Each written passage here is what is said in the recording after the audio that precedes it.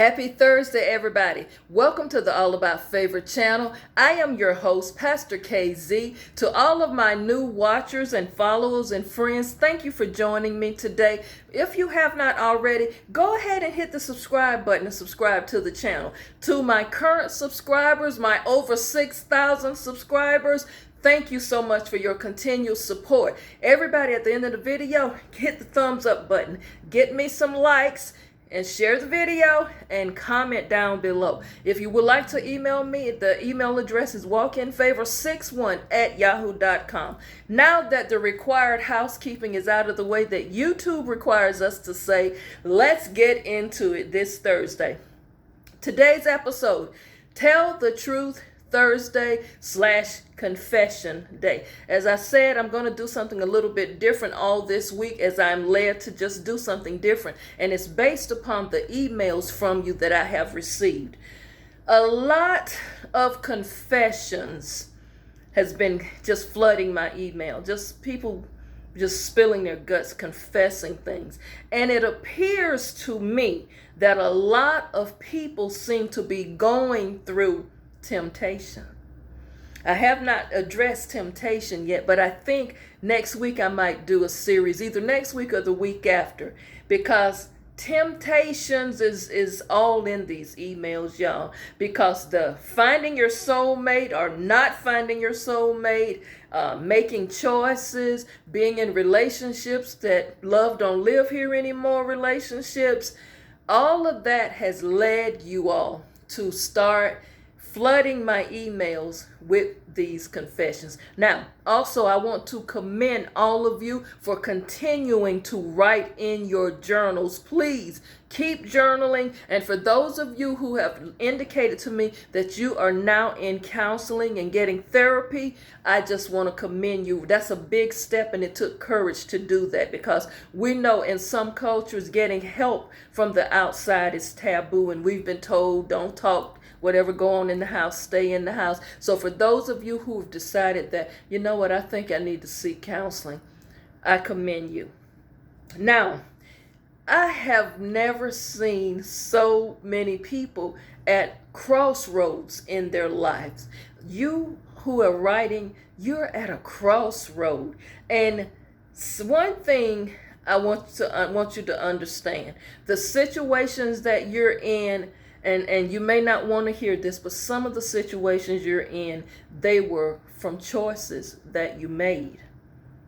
You made some choices, and the choices that you made has now either turned into a mess, or now you're saying that you're miserable. And the worst part of it all is it's not just your mess, because see, you're in partnership with other people. So other people's feelings and emotions are involved. And some of you even have children in this mess. Am I right? So I want to encourage you today that it does not matter what choices you made. Just stay calm. Stay calm, stay prayerful, and just keep your faith strong. Don't be impulsive and make rash, hasty decisions without thinking things through. Please, don't, as the old people say, look before you leap. And when I say old people, I'm included in that too. So that's not a disrespectful term. Look before you leap. Don't make hasty decisions based on temptation. I told y'all this last week. Everything that looked good on that side might not be good for you. And everything that looks like it's shiny and glittering over there, y'all might think y'all going over there getting diamonds, and you might be in gold, but you might just be getting food golds. You might not even be getting real diamonds. You might be getting cubic zirconia, and you done got food. Don't be driven by your physical temptations. Also, don't put limitations on yourself. Now, some of you, when you say you want out and you've thought this thing through and you have a valid reason for wanting out and you've made steps to get out and it's logical, by all means, I'm not saying for anybody to stay in any type of abusive situation. I just don't. I do not condone that. If you are in an abusive relationship, get out. by all means, get out. Now, some of you saying, well, Pastor K, he's threatened to harm my children if I leave, or harm my family if I leave. What do I do? See, this is why I said to you all, you got to think before you make choices. And you know what?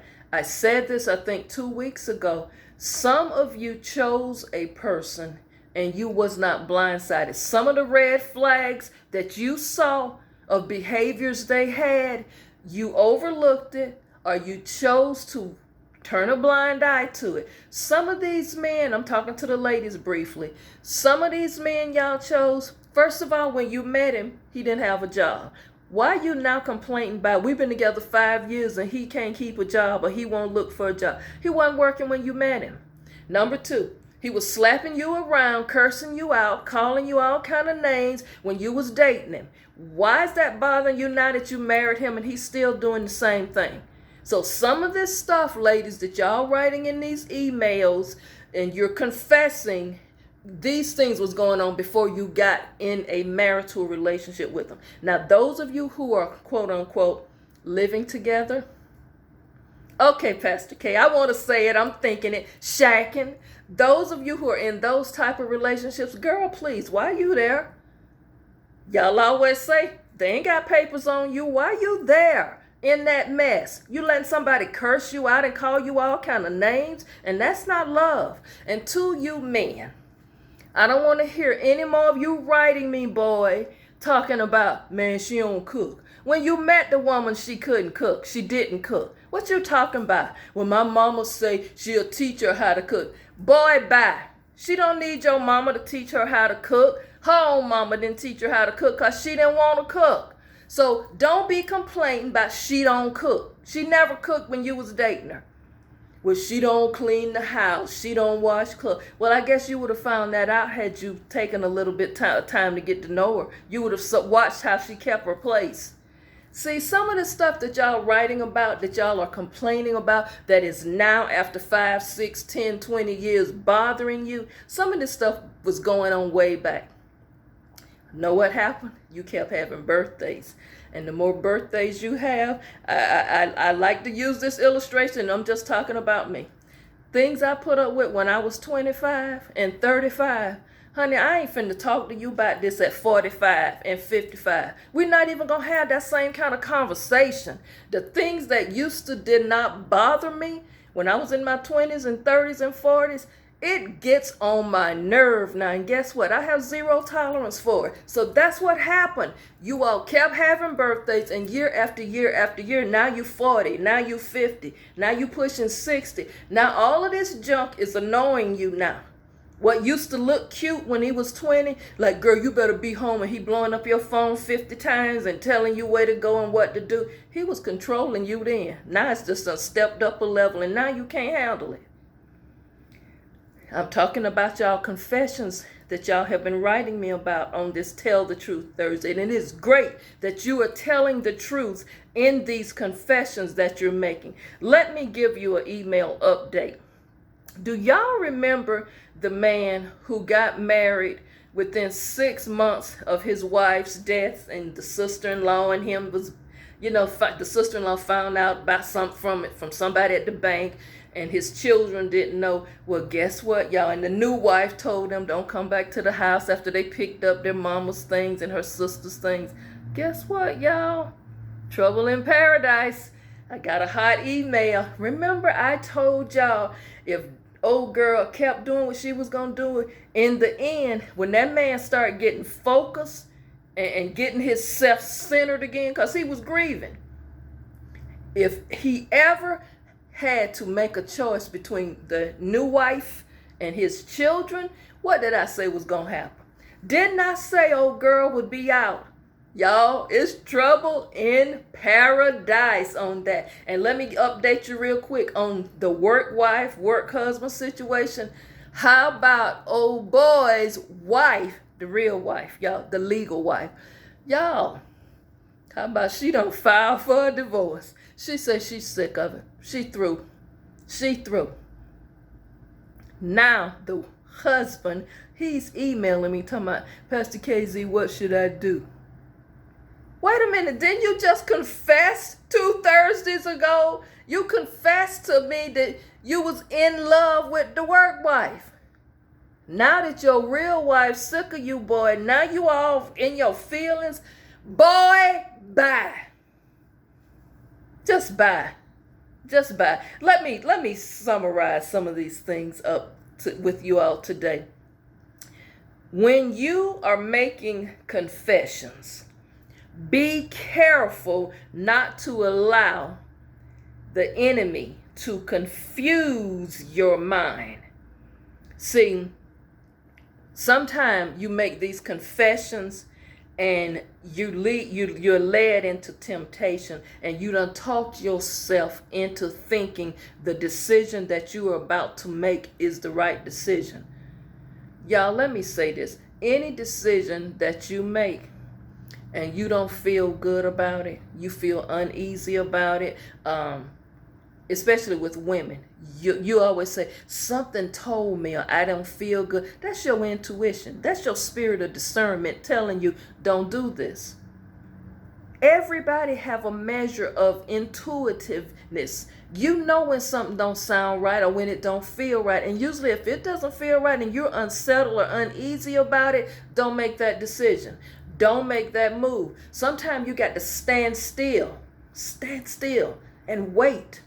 Wait on the Lord to direct your path. See, don't let the enemy confuse you and trick you, because you know what? The enemy is not going to come at you in a way that's going to make you fearful. The enemy is going to come at you and give you things, especially with men. Men, you are such visual creatures. What does the enemy do? The enemy does things to you visually. Temptation with all of these different women, this one looking that way, this one body popping, this one doing all of this stuff, and then you leave your wife and your children and go over there and it's nothing like what you thought. See, wife was home, taking care of the home, budgeting, making sure the bills was paid. New girlfriend over here spending your money like crazy. Your credit card bill going up. Your debit card is burning up. She's spending.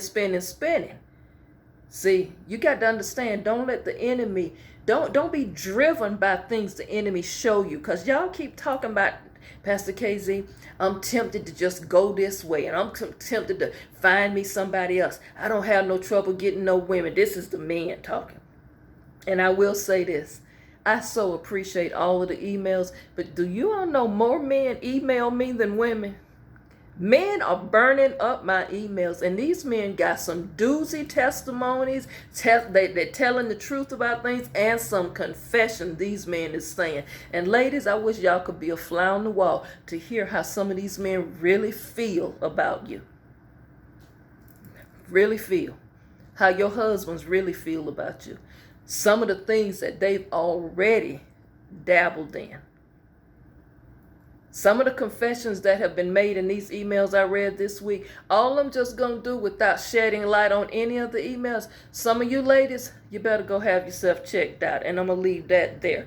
But be careful when you're making these choices. Don't be making these decisions based on your physical attraction to somebody. Wait, and let me say this. For every decision that you make, be aware what's going to happen. It's going to be consequences. It's going to be hurt feelings. Nothing you do is not going to come without any disappointments and consequences for every action that you take. I'm going to talk a little bit probably next week. I may introduce it tomorrow a little bit. We're going to talk about soul ties and strongholds. So tune in tomorrow, because some of these temptation and things, that ain't nothing but soul ties you getting yourself. And when you get yourself a soul tie, you done got yourself mixed up with a whole nother situation going on. So y'all keep tuning in. Thank you so much for your support. And remember, it's good to tell the truth, but in telling the truth, make sure you're telling the truth because you want to get a resolution and you want to have improvement. Don't just tell the truth to hurt somebody. Don't just make a confession out of anger or out of spite, because not only are you capable of hurting someone else, but remember, Karma will always come back and bite you. What goes around comes around. But I like to use the scripture, Galatians 6 and 7. Be not deceived, for God is not mocked. For whatsoever you soweth, that shall you also reap. Be careful with your confessions and testimonies and your actions. Get focused. If you get focused, you won't be up here talking about you tempted to do all of this stuff. If you're not focused, get focused and continue to walk in favor. Things will go well. You're going to make it through all of this. And remember, I am here. Please email me. Keep the emails coming. And at some point, I will have some counselors and some other resources for you that I will post along on the website for you. So continue to walk in favor in spite of it all. I'll see you back. Thanks for watching.